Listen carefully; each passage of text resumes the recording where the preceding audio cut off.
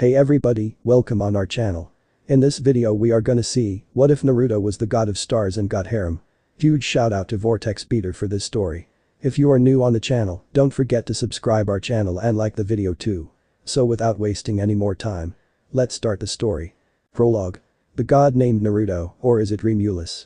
In the city of New York, a bank teller was lying in the alley beaten and bruised by a local gang, looking to retrieve bank codes for an upcoming heist they planned to pull on his job.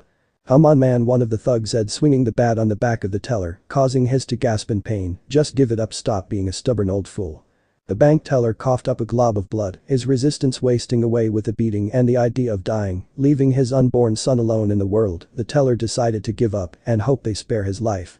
However, before the teller could give up the safe codes, he saw the thug suddenly, as one collapsed to the sound of someone approaching. The floored man, from what the teller could see, who weirdly remained the only one unaffected by the godly pressure slamming onto the thugs, was tall, standing about 6'5". He had spiky red hair and vibrant blue eyes. He had a patient smile on his face when addressing the bank man. Wore a burnt orange hoodie jacket and a blue undershirt and black sweatpants.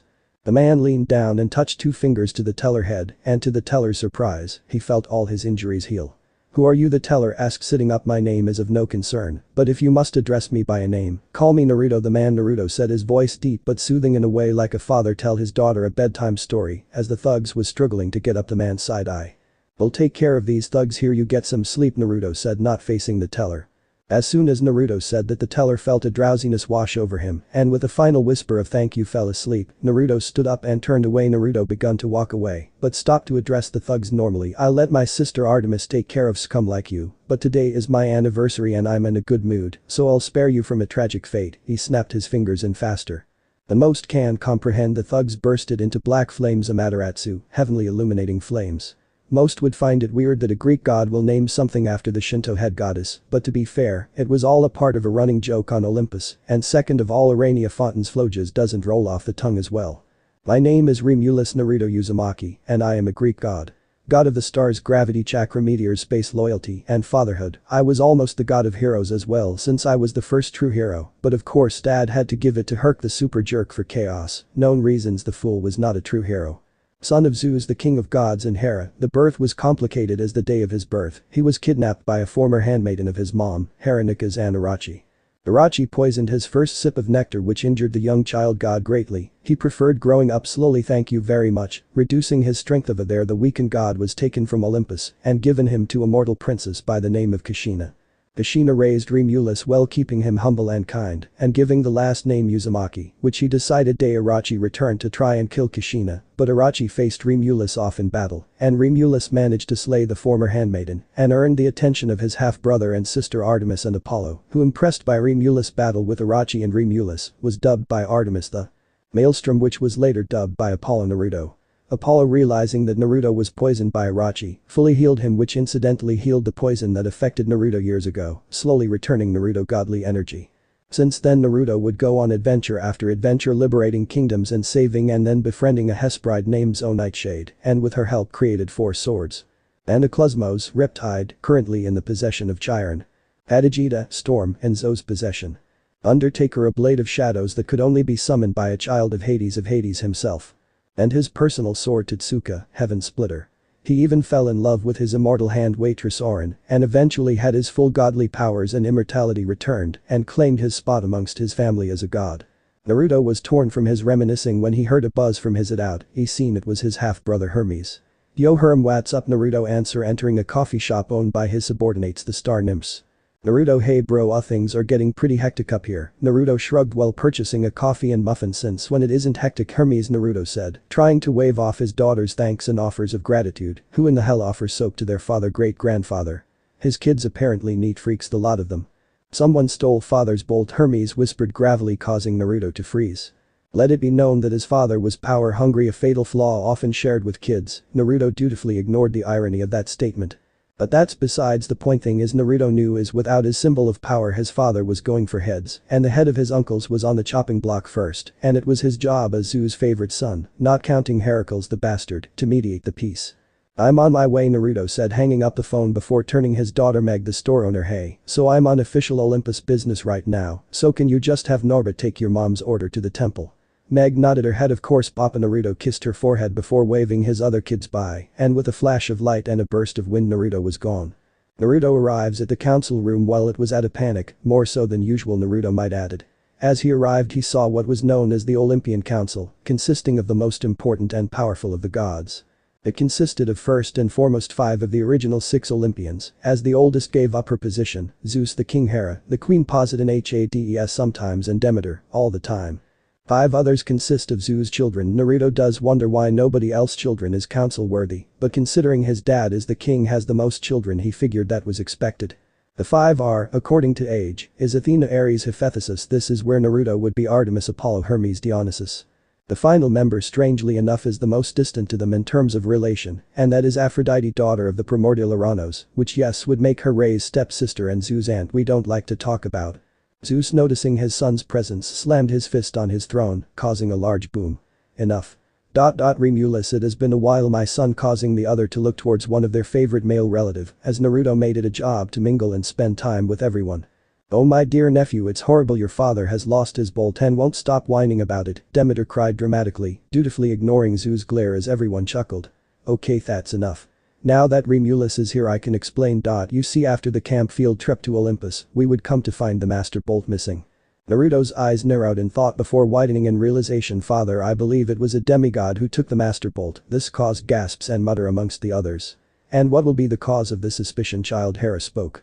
Well mother, it's simple. During the field trip is when Olympus was most vulnerable, seeing as there were plenty of demigods to hide amongst. Naruto said, well, I don't believe that a demigod would steal it for power's sake, that would be foolish, but if a god but a demigod up to it. Naruto trailed off as Athena eyes widened. They can use it to gain power or even start a war on Olympus. Athena finished, causing the other gods to grumble and mutter amongst themselves. So what do you suggest we do? Remulus said, a bit worried of the consequences of the actions by an unknown enemy. Naruto put his hand on his chin and thought. Well, we don't know who stole it, and there's a chance that it's tucked away somewhere away from camp, making Zeus nod. Athena, Artemis, Apollo and Ares. Zeus called, making said gods and goddesses to face him. I will need you all to spread out and search for the bolt. They nodded. Zeus faced Naruto, and Remulus, I want you at camp. Half-blood. Naruto blinked. Wait, what? He said. Hera smirked. As the only one of your brothers without demigod children, you are allowed to be at camp without issues, and with your ability to detect a negative intent you'll be excellent to scope out any demigods harboring ill intent towards Olympus. Naruto sighed. It's not like he don't like demigods, quite the contrary, but it's that he has his own kids to take care of, and they themselves are a handful as they are super oct and neat freaks, as well as being demanding of his attention. I can recall one time where his youngest at the time tried to declare war on her brother for trying to get my favor. It took Athena's intervention to stop the war, since it was very stupid. Understood, Naruto said. Very well, the king of the gods responded. You all have till the winter solstice to return the bolt to Olympus, or so help me one of you will pay. Zeus threatened. A small shiver went down the back of the younger gods, as they can tell Zeus was being 110% serious this time. Meeting adjourned. Zeus called, disappearing in a flash of lightning with a boom of thunder, causing his siblings to roll their eyes at the drama god. Naruto was, before he could realize, bombarded by his sibling Apollo and Artemis, eager to speak to their brother who was gone for the last 6 months. Big bro, where have you been? Apollo said, leaning against Naruto, his elbow on the star god's shoulder. Well, Soren and I have been keeping track of the network as of lately. We had to make a concerning amount of shifts recently. Naruto frowned. The network is the layout of the stars in the sky which maintain natural flow of divine energy within the cosmos, though Naruto is forbidden by Zeus to harness the mass divine energy within, and draws the paths that Artemis and Apollo ride their chariot upon, though sometimes Apollo mess his flight schedule or path up, leading to eclipse events in which Apollo and Artemis are seen riding at the same time. Artemis frowned as well, knowing it was human pollution which lead to Soren and or Naruto misplacing or rearranging the star placement, causing shifts in divine energy and leading to anomalies. Anyways, Naruto sighed, I best be off, or father gonna have my Dionysius want to ride? The Lord of Gravity asked. The wine god shrugged before nodding his head, raised his hand and snapped his fingers, causing the sky to darken and a rumbling to be heard skating the ground. A streak of light can be seen streaming across the sky before changing direction towards Olympus. The streak of light formed into a chariot being pulled by 2 giant reindeers, and taking rein, no pun intended, was a woman with silver hair and blue eyes glowing like Naruto's. She wore a black woman riding gear and a fedora. This is Soren, minor goddess of the stars and nymph daredevil. The easy starstream comet. Soren says her voice is melodious and gentle, yet carries the bold undertone developed in her adventures alongside her husband, back when he was recovering his godly energy and out adventuring. As the chariot landed, Soren was quick to leap off the chariot and into Naruto's arms. "Remy, I missed you so," Soren said, rubbing their cheeks together, making Naruto sweat drop. He only been gone for a week.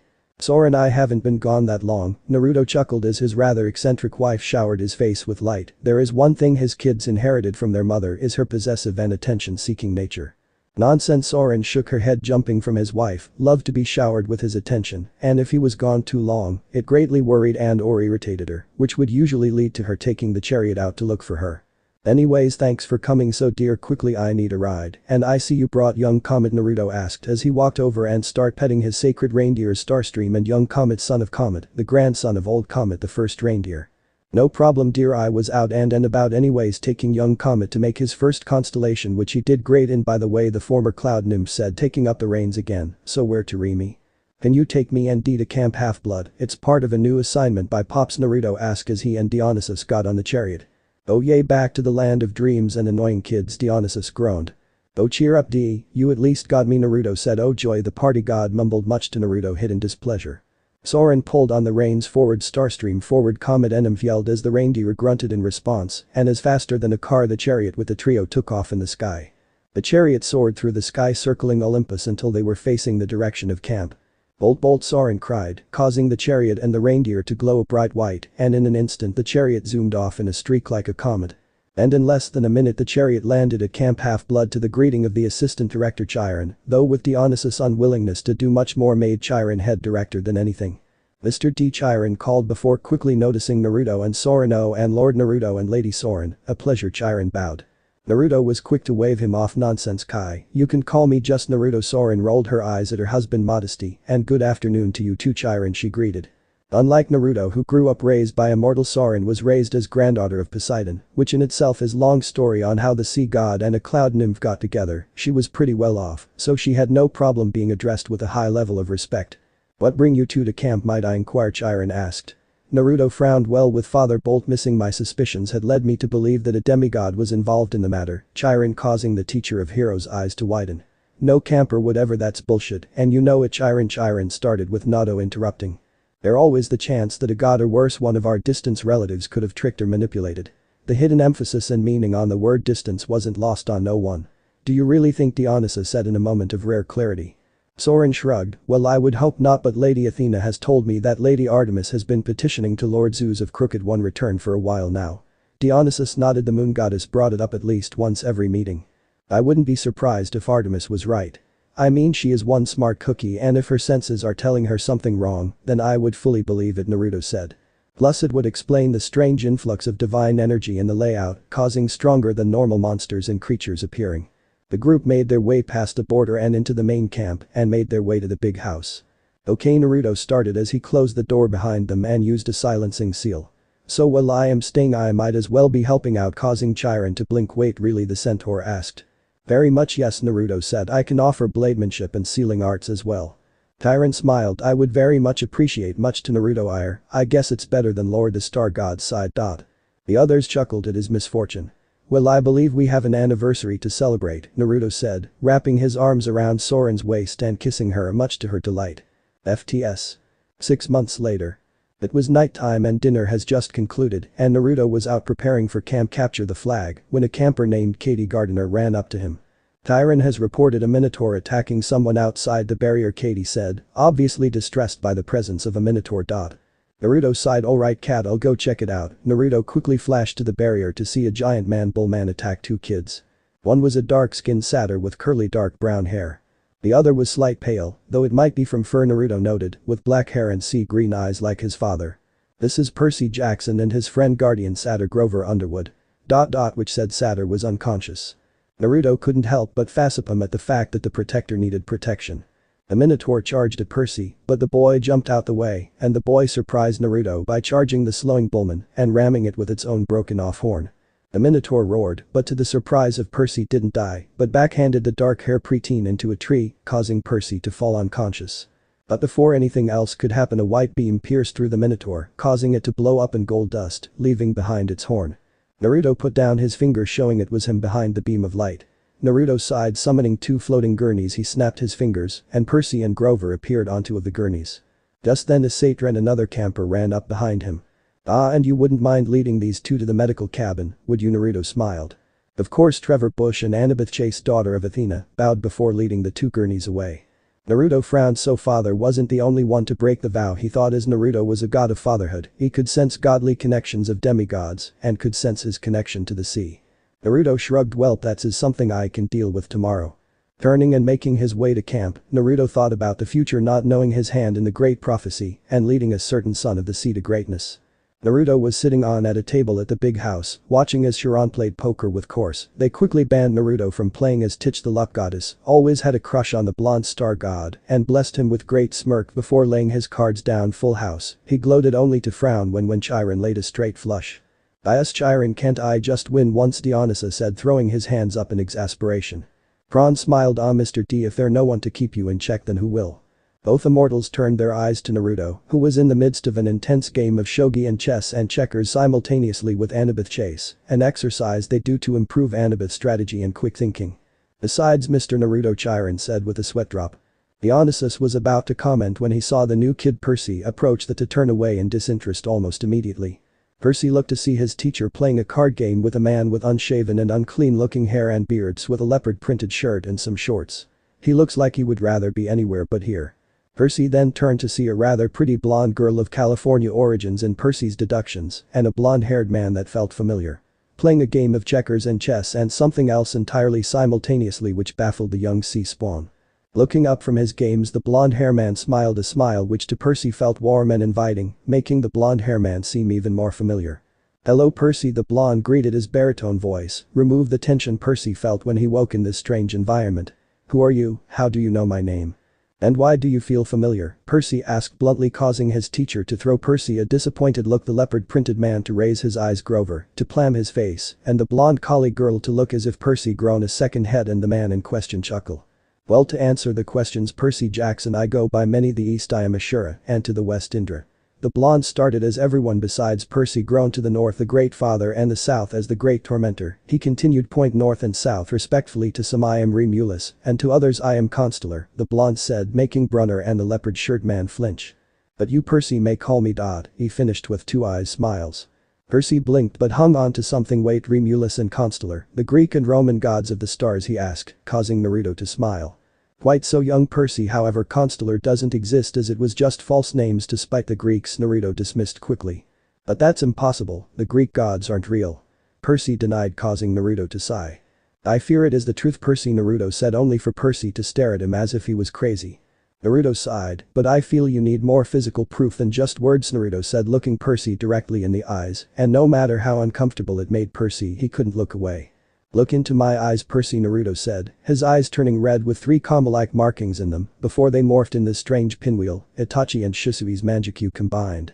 "Tsukiyomi," Naruto whispered, and Percy saw nothing but darkness. Flashback. Anne. Naruto will be referred until his original name for the time being. The beautiful brunette woman was sitting in a throne, her eyes warm as she looked into the eyes of her small child. Hera, the goddess of marriage and woman, was overjoyed as she just a day ago given birth to her son Remulus, the new christened god of stars. After an agreement with either and trade for having Remulus the domain of the stars, he would carry item known as the Pasheru, an item they acquired in trade from the Shinto pantheon in trade.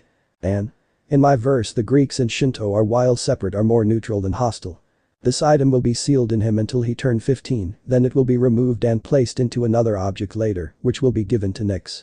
"Excuse me, Lady Hera." Hera turned to see the handmaiden she assigned to Remulus until the Pasheru was ready to be. Was beauty, while not comparable to her or the other Olympians, she was still pretty in her own right. She had dark silky hair with a heart-shaped wore a white chiton that hugged her figure well. "Yes, Irachi," Hera replied. "Lord Zeus requested your presence in the meeting room." Something about a son of his and a snake, Irachi said, to which Hera frowned, and it seemed like Python has failed her little request. "Don't worry about it, Irachi, I need you to watch my son," the marriage goddess responded, gently handing the young god to the nymph and flashing away to the inevitable shouting match with her husband. Irachi smirked as now was her chance to strike. Conjuring a bottle of specialty poison in which she dropped into a small container of nectar. "Here you go, young one," Irachi cooed to the baby as it drank the poison godly substance. Smirking as she felt the godly power of the young child drop, she sat the baby in his small sib. "Anne. Did cribs exist in ancient Greece?" "I'm just gonna assume so," was ready to begin the extraction until the baby began to cry. Loudly. Irachi tried to hush there a side effect that she wasn't aware of. All she knew is that I was a matter of time before Hera will arrive full force. The crying continued when suddenly Remulus began to glow brightly like a star, and faster than Irachi can comprehend, both her and the young god disappeared in a flash, just as Hera arrived. In a forest, unknown location. A flash of bright yellow appeared, and suddenly Irachi emerged as the light died blinked before realization overcame her feature, which quickly morphed in rage. Chaos, damn it, I was so fucking close to godly powers, the now former handmaiden of Remulus raged about. After a few minutes raging, which resulted in the destruction of a few trees, she managed to calm down. Okay Irachi, calm down and think of the pros and cons of your current situation. Pros are easy as now I don't have to carry an elaborate escape plan like originally intended, she thought. Con with the poison, his godly signature is basically gone, she mused as she rested her head against a tree. It will take me a while to track the boy back down, so in the meantime I will prepare myself, thought Irachi as she smirked. After all, I waited decades for this opportunity, what's a couple more, she mused once more out loud this time. Kushina Uzumaki was having a bad husband, had left her after finding out she can't bear, walked up to her home and hoped to sleep off her grief, but just as she opened her door a flash of light nearly blinded her eyes briefly. As she brought her hand up to shield, she lowered them, she saw something baffling. A golden hair baby crying laying in a golden cradle with a star emblazoned on it, seemingly manifested into reality. In terms of weird thing I see never. This definitely takes the cake, Kushina mumbled to herself as she knelt down and picked up the baby. Shhh young one, it's okay, Kushina whispered as the baby fussed. I'm here for you Naruto, she whispered with a small smile as the baby began to calm down. Naruto. Perhaps this is my chance, by the gods, Kushina thought as she picked the cradle up, which was surprisingly heavy. On Olympus. Zeus was absolute furious as she tried to console a weeping Hera, as Olympus is in turmoil. It was apparent that her son's guardian kidnapped she-child Remulus. Athena, Zeus grumbled to his eldest child, which got her attention. Spare no resource, I want my son found soon, and Irachi head strung on my temple for this betrayal. Yes father, Athena responded as she left the throne room. Put the fucking Berettas down. Then lem explain why this took a hot CM in my senior year of high school, so me and my infinite wisdom planned to upload the chapter the day that finals then it was the holiday season, so I got how about this I will upload, not at a planned date like December 14, but at the end of every month, hence why this came at the end of the month. Percy blinks and rubs his head after receiving memories that are not his own. Apologies, Naruto says, turning back to his game with Annabeth. I had to give some physical proof of supernatural existence, rather than Mr. D over there threatening your life, he continued, spared a glance to said Mr. D, who shrugged. He totally would have gave demigod the business. What was that, Percy asked, a bit freaked out at the fact he has memories of a life that is not his own. Gods have the ability to implant memories in the mind of mortals and demigods like you, Naruto said, and a bit of foreshadowing for those who know. By the way, checkmate Annabeth, the star god said as the blonde girl pouted. Addressing Percy, the god said majority of gods like to use mist form and others like me use chakra. Percy blinked. Mist? Chakra? He questioned, to which Naruto waved him off. You'll understand the longer you're here, Jackson, he responded. Turning to the girl, Annabeth, Percy remembered. Naruto smiled. Annabeth, be a dear and show Percy to cabin 11, and Grover, can you wait at the big house? D would like to have a word with you, he asked and told. Yes sir, Annabeth responded, getting up and walking over to Percy. Turning to him, she said in a hilariously bland voice, you drool when you sleep, she said before walking off, leaving a stun-locked Percy and the laughing star god. Oh man, that was almost as funny as when Nick's botchin had dad running for the hill when he tried to make smooth jazz with her, Naruto chuckled, wiping a tear from his eye, and here I thought she was gonna praise you for holding off Pasiphae's brat. Whatever, Percy grumbled sourly as he followed the daughter of Athena with a nervous Grover in tow. As soon as they got far enough, Naruto's face went from amusement to dead seriousness. So I know I'm not the only one who can tell something off the boy, right? Naruto questioned both Dionysus and Chiron, who nodded. I always felt Percy was a bit different from the other demigods, much more godly energy and presence, Chiron said, to which Naruto frowned. Best case scenario is he's the direct legacy, and worst case. Naruto trailed off, in which the other two immortals can peace might be the son of one of the big three. After what happened to the other two, I fear for the boy's safety, Chiron said, causing Naruto to grimace. What happened to Thalia and the Anglios was tragic, and while the fate of the latter is undetermined as they still managed to elude his level of Omniscience, Naruto can't see and recall all things under the night sky, and with Apollo sworn to secrecy and Hades not coughing their location up, the father in Naruto remains worried. I think it's best I up the training in camp. Sora-chan has been growing a bit anxious as of lately, and I fear the mystery lighting bolt thief is going to show their face, Naruto said, as Soren was not only a goddess of the stars, but of bad omens as well, and usually grew nervous or anxious when a big event was going to occur, usually a bad occurrence. Well, we won't sit and wait for a possible quest to appear, perhaps after the camp capture the flag. Chiron asked the god. Perhaps Chiron, Naruto contemplated as he stood from his seat at the table. It'll be back tomorrow. I'm gonna to tell Sora-chan to Artemis about the baby, then go see Apollo about a request. The blonde chakra god said before disappearing in a flash of light. The Naruto temple. The Temple of the Stars was quite a simple temple, compared to the temples of the other throne room floor was of jade marble with golden pillars holding of the roof, the wall itself being golden, as the walls were various tapestries created by Apollo and Athena, displaying his quests and the constellations. Centering the throne room was of course his and Soren's thrones, and behind it is a giant bronze North Star, glowing with celestial flames. A blade capable of slicing through anything that isn't a godly weapon. And sitting on the slightly smaller throne was his gorgeous wife Soren, who holding her stomach, her face furrowed with trepidation. "Sora, my beloved, what seems to be bothering you?" Naruto asked. Looking up, a large smile breaks across Soren's face as she jumps up and pulls Naruto in a kiss, her DD cup breast pressed against the god's firm chest. "Whoa there, someone is excited," Naruto chuckled as his wife peppered his face with kisses. Soren, well, a rough tough kinda girl, she when pregnant becomes docile and perpetually happy. 6 more months till our little Sin is born, Soren sighed, her eyes radiating with excitement. Naruto raised an eyebrow, already naming our child. He asked, only for a cute glare by Soren to shut him down. "Got a problem, mister?" Soren asked her husband, her cheeks puffed in displeasure. "You got to name Tora last time, so I named this one," she nodded as if she solved the reason why Mother Ray prefers Cool Ranch to nacho cheese. Naruto bit down the urge to remind Sora that she named Tora as his wife seemed as joyful as a kitten at play, and it's an unspoken rule on Olympus to avoid making mother to be sad when pregnant, as her bubbly happiness is contagious, and everyone really wanted to keep it going, totally, not because Naruto maimed Ares once for making Soren cry with his war aura once, nope, not one bit of a factor. "Well, come on Sora dear, we have to visit Artemis and check on the baby," Naruto said to Sora's slight displeasure. Only Naruto and her mother had rights to rub her baby bump, she thought to herself, as Naruto picked up the nymph turned minor goddess in a princess carry, and with a flash was off. Deep in a dark area unknown to the gods, a dark female voice rang out, "Soon Remulus, with Lord Crones on my side, I would take my place amongst the god." -2 days later.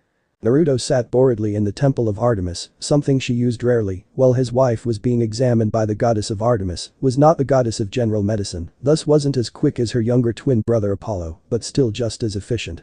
Naruto, he heard someone calling, turning to see his sister was a superhumanly beautiful woman with moonlight milky skin, much like the celestial body she represent, and red hair, who he was told by Apollo she inherited from their build was mostly athletic, which fits her huntress, was okay, calling her beautiful, but ever rarely entertained the thought of pursuing a relationship with her prior to meeting Soren out of respect for her oath. Artemis, is everything in order?" Naruto was about to ask, but paused at her quiet face. "Is there a problem with our baby Artemis?" Naruto asked, with a stone having the most children, at least with one spouse, out of his family, the rare case of something did happen, and the baby died early, due to not being able to handle its own power, always left a hole in the star god's heart. "No, the child is perfectly healthy, it's just that it seems to output larger than normal energy," Artemis responded. Naruto blinked. Well, this was nice, as it's been a while since he had an immortal child, and it was nice to have there were those tried gained immortality, like his son Gilgamesh, yes that Gilgamesh. Yeah, young Gil was his skeleton in the closet son that eventually met his end, but he and Soren still visit him every now and then in his imprisonment, as he still loved his kid. Naruto had good kids and bad kids and those in between, but in all honesty, he was happy to have another immortal child, and better one who might become a minor goddess. "That's great Artemis, for a second I was concerned about," but once more Naruto was cut off, as through his domain of Fatherhood, he felt a claim occurring and one that he was worried about. "I think I need to head to camp," Naruto muttered to his half-sister, who also seemed to notice his a flash of bright divine yellow light. Naruto was gone. At Camp Half-Blood. Same Camp Half-Blood tension was at all-time high, was so thick you have to cut it with. Were worried about what the new claimed son of Poseidon would, was curious about what this could one particular, confused, angry, yet himself was lost and worried. "I mean, I'm a kid who shouldn't even exist, and yet." Percy thought to himself, but was interrupted by someone. "Take a seat next to Percy," seen the camp assistant director Naruto. "Oh Lord Remulem, stop you right there, only my adopted parent, real parents." And my wife can call me Remulus, maybe my uncles and aunts, but most certain not demigods. Naruto cut Percy off. I don't have many rules, young Perseus, but that is a one. Well, if I have to call you then call me Percy. The son of Poseidon smirked, which was replicated by Naruto. I respect your courage, Percy, but that might not work with majority half-siblings. Percy nodded before looking down and slight offered as a kind smile. I sense someone is troubled, Naruto said in a sing-song. Imfin. Percy began only for Naruto to cut him off. Percy, I'm a god and a god of fatherhood. At that, reading your face and posture is as easy as breathing. The star god deadpanned to the now sheepish young halfling. Well. It's just that I lost my mom and then find out that Greek mythology is real. Percy began looking up to the darkening sky as Naruto's eye twitched at being called a myth. Not only that, but apparently my father Poseidon, the king of the ocean, someone who shouldn't even be allowed to have. I don't know how to feel about this, Percy finished as Naruto offered him his sympathy, still young, but have all that on his shoulder, not even mentioning the great prophecy and the looming. I understand your plight, young Jackson, Naruto said, much to Percy's confusion. Deciding to elaborate, the divine blonde continued. When I was younger and still trapped in a mortal shell, the village I grew up in had a prophecy concerning me and my eventual wife. Really? Percy asked. Yep, I was around 9 when I first heard about it, Naruto began. Several centuries ago. Naruto, a woman called out as she strolled through the forest looking for her son. Kushina Uzumaki was a beautiful woman with light velvet red hair, something quite uncommon, and was looking for her son Naruto, who had the habit of disappearing at night and turning up early at dawn.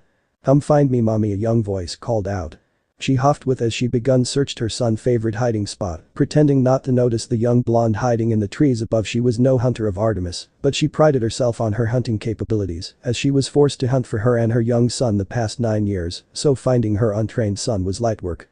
Naruto smirked as he planned his great attack. Naruto also prided himself on his own capabilities, mostly in pranking his mother and the villagers nearby.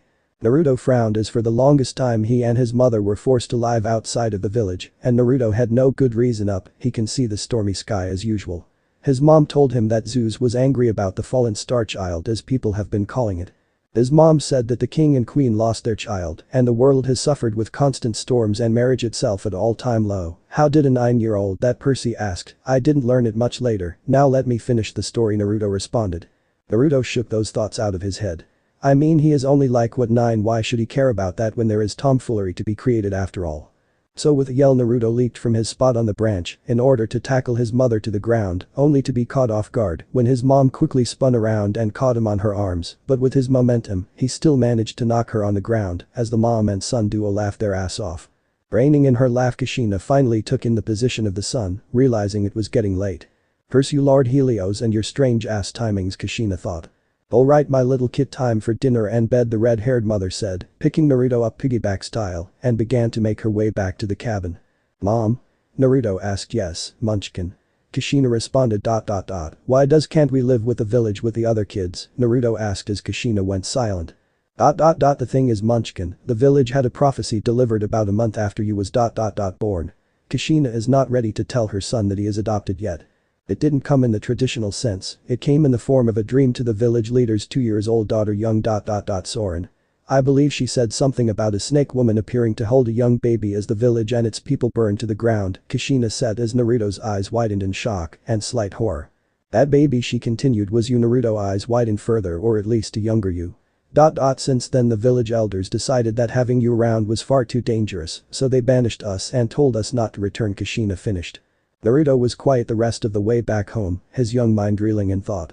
Is mama in danger with me around? How can I protect her? Was his general thoughts as he stared back into the night sky as he watched Selen patrol her domain. Don't worry, mommy, I'll protect you, was Naruto's promise. Percy blinked as Naruto finished. Hey, wait, what happened? How did you protect her? He said. Naruto offered him a smile and a wink. That young Percy is a story for another day, as I believe wants your attention. Wait, how do you? Percy began only to be cut off as Chiron approached. Lord Naruto, if you wouldn't mind, I would like to speak to Percy, Chiron asked in his usually kind manner. No problem, Chiron, Naruto said. I have to go pick up Sora from her appointment anyway, then we are gonna visit mother and mama. Naruto finished planning on visiting Hera and Kushina, who became her handmaiden as a form of reward for take good care of him. And with final goodbyes to both Percy and Chiron, he was gone with a flash. Naruto was in a bind. On one hand, he could wait for Sora to finish the miso chicken ramen for the family dinner. Or He can wait for her to go prep the toppings and sneak himself a bowl or two and risk her infamous ladle of imminent doom, something that even impressed his mother Hera. As he pondered his choices, the delicious smell of miso filled his nose, caused him to look up to see his wife with a bowl in hand already. Looking up to his radiant wife, he couldn't help but smile at her with her 5-month pregnant stomach, with her curly white hair and porcelain skin with enchanting emerald eyes, which gets Naruto riled up every time. No longer in her usual riding gear, as Artemis protested her taking the chariot out while still pregnant, she was in a golden long blouse and black sandals. "Sora, I swear you know me better than anyone else I know," Naruto said as Soren took a seat next to him. "Well Remy, I figured if you had a bowl of ramen now you won't be tempted to steal two later," Soren said as she fed a helping hand to her now confused husband. "How do you?" Naruto began only to be bonked on the head. "Chew and swallow dear, you're God not a pig," Soren reprimanded. "And to answer your question, you project your desperation quite obviously," she said as Naruto pouted. That desperate for ramen, at least in his humble, looked at his wife with a certain look on his face that she was rolling her eyes. "I don't think now the proper time for me to feed you chicken ramen in the bath." "Killjoy," he mumbled. Soren frowned to herself as thunder rang outside the temple. Lord Zeus really has been expressing his anger. His clouds have been covering our beautiful tapestries as of lately.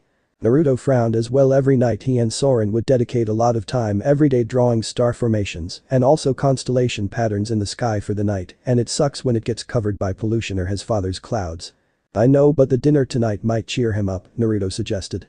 "There are two things that can cheer an Olympic, and that's food, and all it takes is a good dinner, and maybe his father might call a ceasefire against his uncle Poseidon." "I hope," Soren mumbled to herself, resting on Naruto's shoulder to remember the events of the past week. Flashback. Naruto arrived at the viewing room with Soren to see that they weren't the last to arrive, as Apollo, Hermes and Ares were already there. "What's up bro?" Apollo says as the couple took the seats next to. Sun smiled and fist bumped him. "Hey Apollo, sorry for being late, I wanted to go pick up some stuff." "Nah, it's cool that the others are taking their time." Much to Naruto's dismay, a certain war-brained idiot war god also noticed him. "Well, if it's identity crisis," Ares jeered. Naruto glared at Ares. "Shut up Ares, you can't even spell identity." The war god glared back at Naruto for the jab at his intelligence, but would rather not pick a fight with the sun god, especially as everyone once started filing in as the capture the flag game begun. It will remain canon. As the game began, Naruto was rather impressed with the young cabin leader of Athena's and made sure to call it out. "This Annabeth seems to have a good head on her shoulder." Athena beamed as expected, as if there one thing she appreciated above almost all else is praise. "Thanks Naruto, she is certainly one of my brightest this generation, and I am really looking forward to what she can achieve later in life." Naruto smiled as he wondered what it would be like to have a child at Camp Half-Blood, but immediately the idea, as he didn't want to spend all the time worrying about his, leaned over to wrap his arms around his wife, but paused immediately at something he saw. Percy was standing in the lake surrounded by the Kamo, a glowing trident hovering overhead. Naruto glanced over to Soren, who had worry written over her, told Sora a lot about Percy, and both have found Percy to be a good kid and worried for his safety, especially as Zeus nearby was curing ranting at Poseidon, ignoring his own hypocrisies. Then flashback. Looking at his wife, an idea sparked into the former holder of the power shell head. Standing up abruptly, shocking Soren, Naruto ran over to a shelf and grabbed a couple scrolls, locking it in his hammer space. Sora blinked. "What are you doing, sweetie?" "Tell mom I won't be attending dinner tonight," Naruto said, walking to the door. Soren got up as well, hands on her hips as she raised an eyebrow, the universal sign of displeasure. "And where do you think you're going?" Remula smiled. "I'm gonna make sure my cousin is ready for his upcoming fight." Dots. Percy was resting after his talk with Naruto and Chiron. Percy was scared. Scared of what's to come, scared of the future, and worried about his mother and if she was okay. The knock on the door interrupted as the door. He was surprised to find Naruto at the door with a duffel bag in hand. "What are you?" Percy began asking, only to have to stop to catch the now tossed duffel bag. "Suit up, we're going to take a trip," Naruto said cheerily, much to Percy's confusion. Percy looked at the bag, then back at the god. "Where are we going?" he asked. "You'll see, but first stop at the big house. You need to talk to Chiron and D, then meet at Thalia Tree after." And with that being said, the curse god flashed away, leaving Percy dumbfounded. End chapter. So this part ends here. If you want to see next part of this series, like the video now and share the story with your friends. Bye bye.